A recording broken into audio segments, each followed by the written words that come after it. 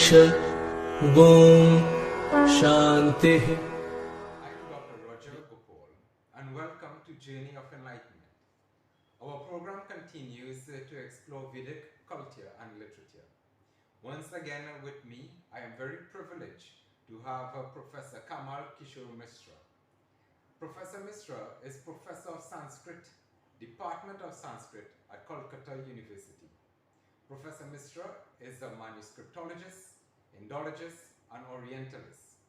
Professor Mishra has written 15 books, including an 11-volume Bhagavad-Gita launched in March 2021 by Indian Prime Minister Narendra Modi ji. We continue our discourse today on the Bhagavad-Gita. Welcome again, Professor. As we were discussing the last time, the Gita is filled with universal philosophies, teachings that transcend race, ethnicity, nationality, age, and gender. There is so much in the Gita that is relevant to this modern age. In fact, I dare say that there is so much in the Gita that we need in this contemporary age. The Gita, despite the fact that it is an ancient text, it is a text that is now the medicinal value to human life. There are various philosophies, teachings, messages in Gita. From what I understand from reading the Gita, there are four main messages, four main philosophies that are very relevant for us today. Please share with me, what do you think would be one of the first main message, one of the first main philosophy of Gita? Yeah. Thank you so much, Dr. Gopal. It's a very good privilege and opportunity for me to share the message, the first message of Bhagavad-Gita.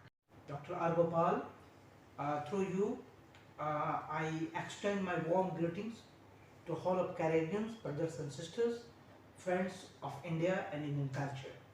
And we are the family of, we are a member of an extended family of Hinduism. So, the Bhagavad Gita is an encyclopedia of a human being. Yes. Bhagavad Gita is giving the solution of the problems of a present world. Bhagavad Gita is a reservoir of a solution, the idea what to do and what not to do for the whole world. That's why Bhagavad Gita is so much relevant even in this world, even for us. Yes. Because the world is full of conflict. But within conflict, we need a clear idea, we need a clear direction, we need a clear ethos, we need a values. So the first message of Bhagavad Gita is the law of karma. We are going to discuss four messages as you shared with me. Thank you so much, and I am grateful to you because you are a very intelligent and you are a very genius personality, what I have seen in my life. Thank you very much. So that's why I acknowledge you in that manner. The first message of Bhagavad Gita is what I understand is law of karma. Whole of people knows from the Bhagavad Gita, the shloka, in second chapter of Bhagavad Gita, karmanyavadhikaraste ma phalesu kadacha. So, what is the meaning? And the meaning is not one. Different scholars will give the different meanings. But we have some certain common background. So, in karmanyavadhikaraste, the written in the Sanskrit, in the shloka, adhikaraste means you are owning, or you are controlled, or you have a capacity only for your own karma. Yes. Karmanyavadhikaraste. Ma phalesu kadacha. You are not destined for what the result. You are only belongs to what you have to do. This is in your control. Result is not in your control. Your control is in your karma. But I tell you one thing. I add one thing. If you do good karma, a result will come. Result is bound to come as a good result. Yes. If you do the bad karma, a result will come. Result is bound to come as a bad result. So if we plant a seed of mango tree, then papaya will not grow. If we do the good karma, the result is bound to be a good karma, good result. Yes.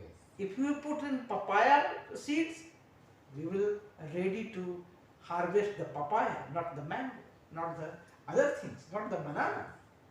So the first message is law of karma. In even the Bhagavad-Gita, Lord says, Gahana karmanogati. Something has got to be understand of action, and something is to be understood of the wrong action, and something is to be understood of non-action. But difficult is to be comprehend the way of action. So we should be action oriented. Yes. We should not just praying. No. God is saying you have to do your karma. That's why God has given the body, Yes. good body. That's why in our tradition said ki our human body is very important. So that's why we keep our body very healthy, then the healthy mind will stay there. Yes. And if you have a healthy body, then you will do the good karma. Action. Yes. For a good action, we need a good body. Yes. So we should not ignore, we should not go for the fast food. We should go for healthy food. Yes. So make our body healthy. So make our action healthy. Make our action is a positive action. Make our result is a positive result. So that's a very important for a human being. And we should consider this point always in our conscious mind, subconscious mind, superconscious mind. This is very important. This is the first message of Bhagavad-Gita, what I understand. Professor expounded very clearly what this concept of karma is and the importance of good action, pure action, righteous action. For out of righteous action, we would have righteous results. The question is, what is action? What is karma referring to as action?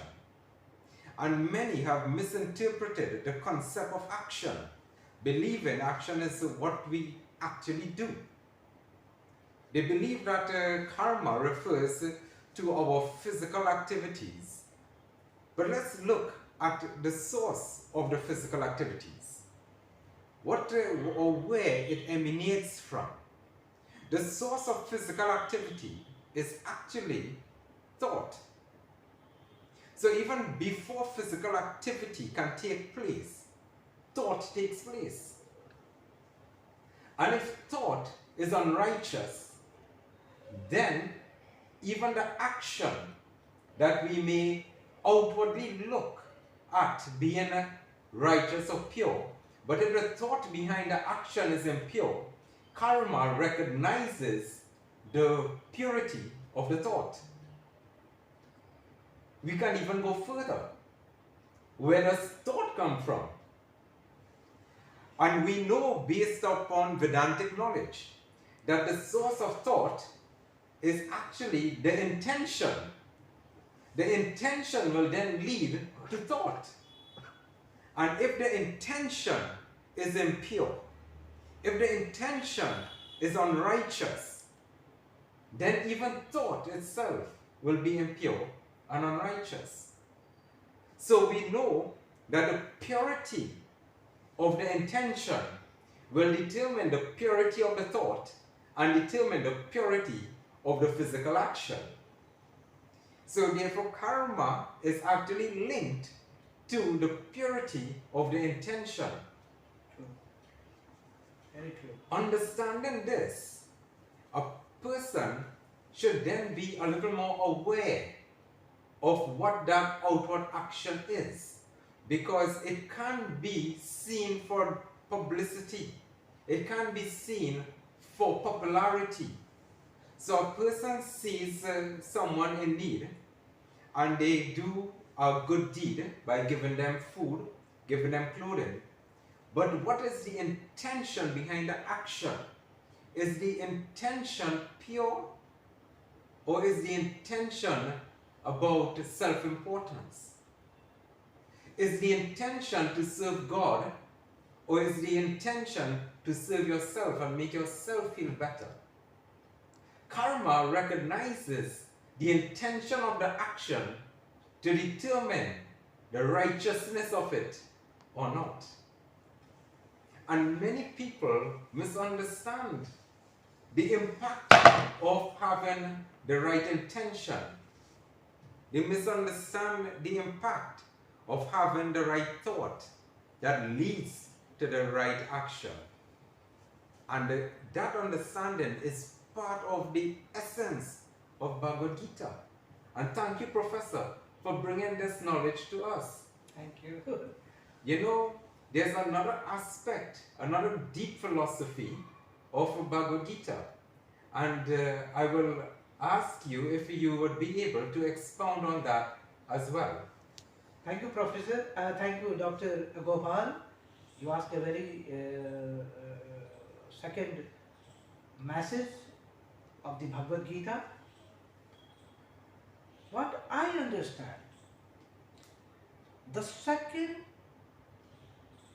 magnificent message of Bhagavad Gita is comprehensive yoga. Comprehensive yoga. The first one we discussed, the law of karma. Yes. The second one we are going to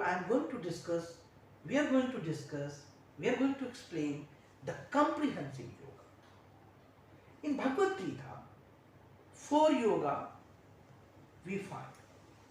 The first one is the karma yoga. Yes. Second one is bhakti yoga. Third one is jnana yoga. And fourth one is raj yoga. Yes. So the 4 yoga, it's a comprehensive yoga. Jnana yoga, karma yoga, bhakti yoga, and raj yoga. Karma yoga we have already discussed in the first question. Yes. So we are not going to repeat. So because first yoga, the karma yoga is wholly depends on the duty. We should be dutiful. Yes. We should be accountable for our duty. If our duty is auspicious, if our duty is sincere, the result will be the same. Absolutely, yes. That is the first message of the Bhagavad Gita. We already discussed. The second one, the comprehensive yoga. So the karma yoga we have discussed. Now I am going to discuss with the jnana yoga. You know, present world, we are the seeker of the knowledge-based society, knowledge-based world. And knowledge, the world is very small. Internet, you hear, just we are chatting, we are just WhatsApping, we are connecting with the other part of the world immediately. Yes. That is the knowledge. In Bhagavad Gita, says, Nahi jnanena sadrisham pavitram miha vidyate. Nahi jnanena sadrisham. It means, indeed, there is nothing. Dr. Gopaul, I am telling you, according to Bhagavad Gita, there is nothing purifying here, comprehensive, comparable of knowledge, comparable to knowledge. There is nothing purifying here, comparable to knowledge. One who has become perfect after realizes that by himself or herself in his own or her own heart. Yes. And that's important. Knowledge is a very powerful tool. We are seeker of knowledge. We need knowledge. If we get good knowledge, our work will be like this. Yes. If we can't find the good knowledge, everything, money is there, but knowledge is not, Everything is zero. Everything is zero. Yes, yes. So always I'm focusing. I'm sharing with my all brothers and sisters and friends of Hinduism that knowledge is very important. And our Rishi, Munis, our saint, all are the seeker of knowledge, all the saint, the Rishi, Muni, they are not seeker of the wealth. They are a seeker of the knowledge. That is the Vedantic tradition. That is the Upanishadic tradition. That is the Vedic tradition. That is the Puranic tradition. So we need knowledge. So the second one, the Jnana Yoga. Yes. So knowledge. Yes. The third one is Bhakti Yoga. You know, in Kali Yuga, the Bhakti Yoga is very important. If you devotee, right, if you are a very good devotee, your work will be like very easy. Obedient, devotee, affection, Yes. love. So like this. And where Krishna is there, the Bhakti is there. Even ISKCON, Bhakti Vedanta Swami, and why Bhakti added? Then Bhakti is very important for the yoga. Bhakti is very important of the Lord Krishna. Bhakti is very important of the Radharani. And due to Bhakti, we are getting an inspiration. We are getting our own solution of our own conflict. So Bhakti is very important in Kali Yuga. So Bhakti Yoga is very important. So we discussed Jnana Yoga, we discussed Bhakti Yoga, we discussed Karma Yoga. Now very important is the Raj Yoga. What is Raj Yoga? So Raj Yoga, if you read the text, you will find very important thing. Raj Yoga is very important. How you sit, how we sit, how we talk, how we take the breathing pattern, how we realize our own food habits, our habits. These elements are the Raj Yoga. And the whole four yoga, when all four yoga meet in a one point, in a one person, that person is a magnificent personality, magnanimous personality, the wonderful personality. So we should create our personality. And for creation of our personality, dear friends, dear brothers and sisters, I urge all the four yoga should come to you. We should think about Karma Yoga, dutiful. Duty is important. The Jnana Yoga, knowledge is important. The Bhakti Yoga, respect is important. Devotion is important. And the Raj Yoga, how we sit, how we dress up, how we talk, how we eat, how we sleep, how our habits, how our dealing with the public, how our dealing with our staff, how our dealing with the friends. So this pattern is a Raj Yoga. So these things completely give the personality building essence. So beautiful, Professor Chi. Because as you clearly explained, that the four different yoga is actually looking at the totality of man. Yes, totally. In terms of what we do, which is Karma Yoga. In terms of how we think and the expansion of our mental capacity, which is Jnana Yoga. Yeah, Dr. Gopaul, thinking is very important. Indeed it is. And I'm adding one point. Feeling is also very important. Yes. Thinking is not complete. If you're thinking, if you think, but if you not feel, things are incomplete. So feeling is much more important than anything. I feel you. I feel you is more stronger than I think of you. Yes. Continue. And then we look at the heart, the emotion, the devotion, the love, the compassion, the kindness, which is Bhakti Yoga. Yeah. And then also when we look at Raj Yoga, clearly it is tapping into that divine source, that divine consciousness. Yeah. So it makes up the totality of man from the gross level, then the intellectual and mental level, and also at the level of the divine consciousness. So that aspect of Bhagavad-Gita covers the totality of our very existence, which takes us now into our third main philosophy of Bhagavad-Gita. If you may, can you please expound a little more? Thank you so much, Dr. Gopal. I am so happy. You are so curious. You are so knowledge seeker. You are sharing with our heart. You are sharing your heart, and I am so obliged and so grateful to you. And you are giving the opportunity to express myself, to share myself. So once again, my gratitude to you.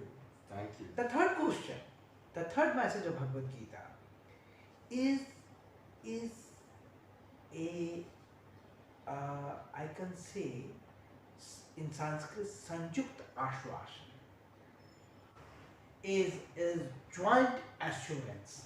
Assurance. Assurance. Yes. Because assurance is very important. And in Bhagavad Gita, it's very important. Yada yada hi dharmasya glanir bhavati bharata abhyutthanam adharmasya tadatmanam sajamya. So, yada yada, when, indeed,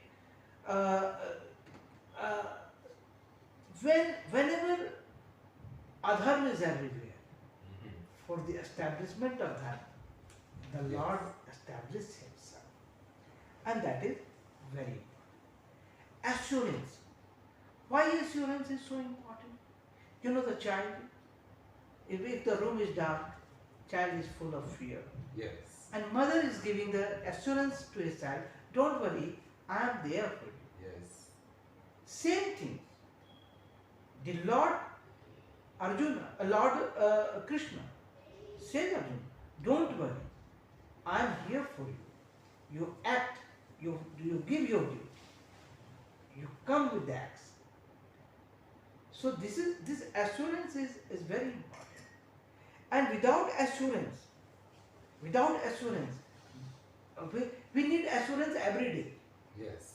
Husband needs assurance from his wife every morning.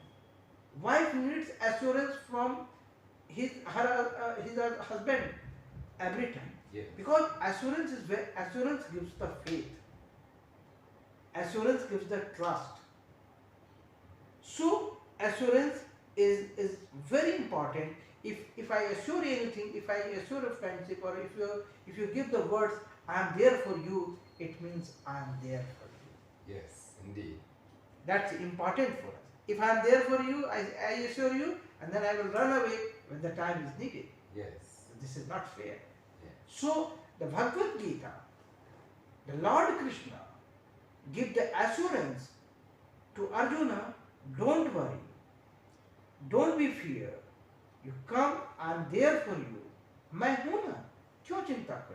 Why are you worried? Yes. Why are you full of anxiety? Why are you in dilemma? I am there for you. Just you act.